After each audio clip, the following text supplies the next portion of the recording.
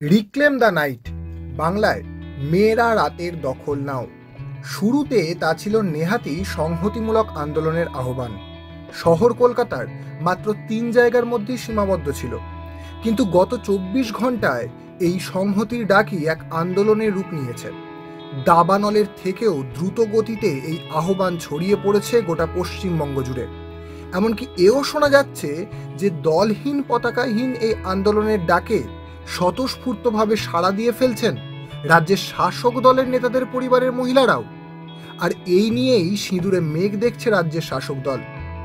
১৯৭৫ সাল আমেরিকার ফিলাডেলফিয়া শহরে অস্বাভাবিকভাবে মৃত্যু হয় এক মহিলা বায়োলজিস্টের, আর তারপরেই ডাক ওঠে রাত্রিকে পুনর্দখল করবার। এরপর ভারত তথা পৃথিবী জুড়ে একাধিকবার আন্দোলনে পথে নেমেছেন মেয়েরা। নির্ভয়া থেকে পার্ক স্ট্রিট, একাধিকবার শহর কলকাতার রাতের দখল নিয়েছেন মেয়েরা।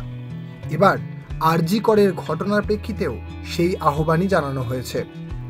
আরজি কর হাসপাতালের নজিরবিহীন ঘটনার প্রতিবাদে সোশ্যাল মিডিয়ায় এই আন্দোলনের আহ্বান জানানো হয়েছিল। যারা আহ্বান জানিয়েছিলেন তারা কেউই কোনো তথাকথিত রাজনৈতিক দলের সদস্য নন।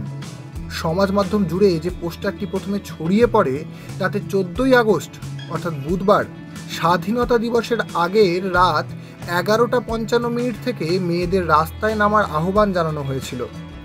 কিন্তু গত ৪৮ ঘন্টায় এই আহ্বান এক অন্য মাত্রা পেতে শুরু করেছে। উত্তরবঙ্গ থেকে দক্ষিণবঙ্গের ডায়মন্ড হারবার, শহর কলকাতা থেকে শুরু করে বিভিন্ন জেলা শহর মফস্বল, একাধিক এলাকায় নিজেদের মতো করে মহিলারা এই আন্দোলনে সাড়া দিয়ে জমায়েত করতে উদ্যোগী হয়েছেন।